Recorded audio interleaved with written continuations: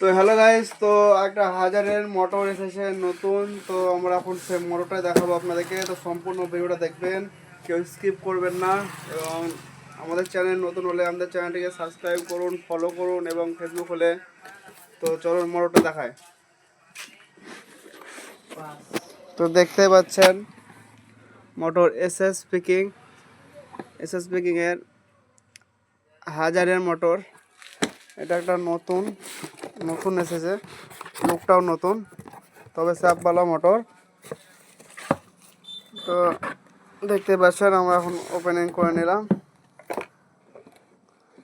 এই দেখতে পাচ্ছেন এখানে লেখা আছে 48 ভোল্ট হাজারের এস স্পিকিং। তো এটা নতুন দেখতে পাচ্ছেন। এই পেছনের লুকটা কত সুন্দর করেছে এবার।